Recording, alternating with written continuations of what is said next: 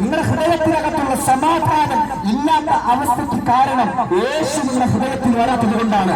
എന്തുകൊണ്ടാണ് നിങ്ങൾ ആത്മഹത്യക്ക് വേണ്ടി ചിന്തിക്കുന്നത്? യേശുവിന്റെ സമാധാനം ഉള്ളിലില്ലാത്തത് കൊണ്ടാണ്. എന്തുകൊണ്ടാണ് നിങ്ങളുടെ തലമുറകൾ അവർ മദ്യത്തിനും മയക്കുമരുന്നിനും അടിമയാകുന്നത്? യേശു ഹൃദയത്തിൽ ഇല്ലാത്തത് കൊണ്ടാണ്. യേശു ആരാണ്?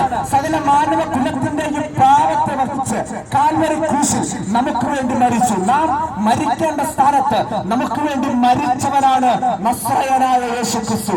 ഞങ്ങൾ ഇത് വിളിച്ചു പറയുമ്പോൾ ഈ യേശു ക്രിസ്തുവിനെ വിശ്വസിക്കുന്ന നിങ്ങളുടെ ഉള്ളിലും യേശുവിന്റെ സമാധാനം വരുവാൻ ദൈവം ആഗ്രഹിക്കുകയാണ്. അത് വിശ്വസിക്കുന്നെങ്കിൽ നിങ്ങൾ നിൽക്കുന്ന നിൽപ്പിൽ, നിങ്ങൾ ഇരിക്കുന്ന ഇരിപ്പിൽ, നിങ്ങളായിരിക്കുന്ന സ്ഥാനത്ത് നിന്ന് നിങ്ങളുടെ അവസ്ഥ എന്താണെന്ന് ഞങ്ങൾക്കറിയില്ലെങ്കിലും നിങ്ങളുടെ ഹൃദയത്തെ നന്നായി അറിയുന്ന, നിങ്ങളുടെ വേദനകളെ നന്നായി അറിയുന്ന, നിങ്ങളുടെ അസുഖങ്ങളെ, നിങ്ങളുടെ സങ്കടങ്ങളെ, നിങ്ങളുടെ ദുഃഖങ്ങളെ, നിങ്ങളുടെ പ്രയാസങ്ങളെ, നിങ്ങളുടെ മനോവ്യസനങ്ങളെ, നിങ്ങളുടെ അവസ്ഥകളെ കൃത്യമായി അറിയുന്ന യേശു ഇപ്പോൾ ഇവിടെ അരികിലുണ്ട്. കാൽവരിയിൽ നിങ്ങൾക്ക് വേണ്ടി മരിച്ച് യാഗമായി തീർന്ന യേശുവിന്റെ സമാധാനം നിങ്ങളുടെ ഹൃദയത്തിൽ വന്ന് വസിക്കുവാൻ തുടങ്ങും. ലോകത്തിലെ മനുഷ്യൻ തരുന്ന സമാധാനം ഒന്നോ രണ്ടോ ദിവസങ്ങൾ കഴിയുമ്പോഴോ അല്ലെങ്കിൽ ചില മാസങ്ങൾ കഴിയുമ്പോഴോ വർഷങ്ങൾ കഴിയുമ്പോഴോ നമ്മുടെ കുറവുകളോ ബലഹീനതകളോ കാണുമ്പോൾ ഇല്ലാതെയാകുമെങ്കിൽ, എന്നാൽ അങ്ങനെ മനുഷ്യൻ തരുന്ന സമാധാനത്തെ കുറിച്ചല്ല ഞാൻ പ്രസംഗിക്കുന്നത്. നിങ്ങളുടെ അറിവിന്റെ ശ്വാസം വരെ